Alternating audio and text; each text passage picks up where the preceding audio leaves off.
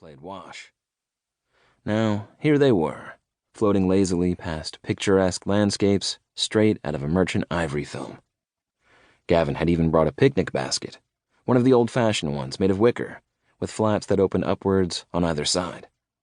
It was now nestled against Amber's legs, next to her ever-present burgundy backpack, her codex staff tucked through the sturdy top loop so that it stood nearly upright like a flagpole. "So, how do you like the con?" Gavin said, dipping the pole into the river to propel them a few more feet downstream. "It's nice," Amber replied. "It's really nice after how nutso Comic-Con has gotten the last couple of years." Gavin nearly dropped the pole. "You've been to Comic-Con?" His tone oozed pure envy. Amber hid a grin of her own, pleased to have something, even an experience, that could impress her date. "Yep, 24 years. Every year since I was born. My dad is a big geek and dressed up as Kawato from Total Recall." Gavin looked blank. "You know," Amber said. "The mind-reading parasitic baby growing out of the guy's stomach? I was the parasitic baby." "Okay, yeah." Gavin gave a nod of recognition. "Wicked. I wish my dad was even half as cool."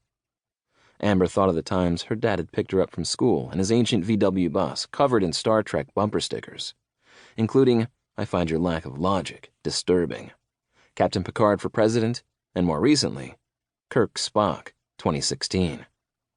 She didn't make any friends with her Starfleet Academy computer bag either.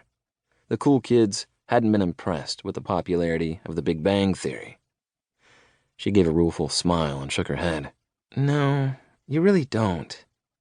He nodded and fell silent for a bit, attention devoted to navigating the punt around a bend in the river. Amber didn't know if she was relieved or disappointed he didn't ask her to elaborate. On one hand, she was happy not to talk about life as an excruciatingly shy middle child in the midst of a chaotic and loud family, with a bubbly older sister and an up-and-coming jock younger brother. On the other hand, she'd noticed guys, as a general rule, weren't interested in anything personal, unless it was about them.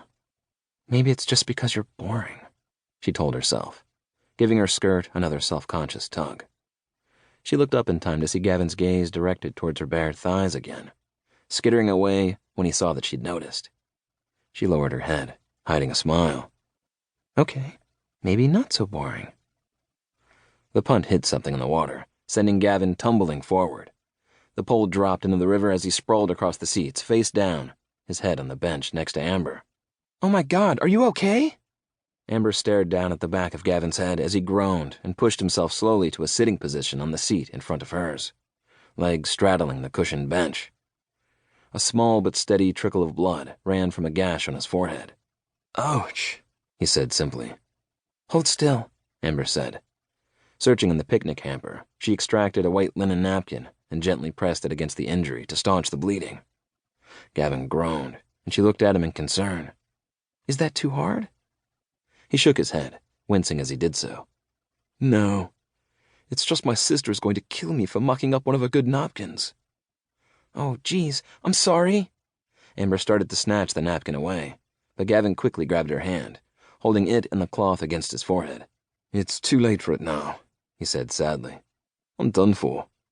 So I might as well enjoy the moment, don't you think? My last sight on Earth shall be that of the beautiful Codex tending my wounds." Amber laughed, the sound soft and low. Her dad called it stealth laughter. Gavin's hazel eyes darkened as he reached out with his free hand and touched Amber lightly on one cheek. Amber held her breath as he traced a quick line down the side of her face, his touch sending a pleasant shiver down her spine. Most of the kisses in her past had been the ones planted on her forehead by her parents, and a memorable in all the wrong ways makeout session with Danny Lizard Tongue Metcalf at his senior prom. The first didn't count, and she preferred not to think about the second, which had ended badly. She'd pretty much ignored future dating opportunities and immersed herself in the 3 C's: college, career, and cosplay. Now, she thought she might be ready to expand her horizons. Gavin leaned towards her then, still holding her hand and the napkin against his forehead. She didn't know how to react, and was afraid if she tried to say anything, it would come out as an inappropriate giggle. So, she held perfectly still and waited to see what would happen next.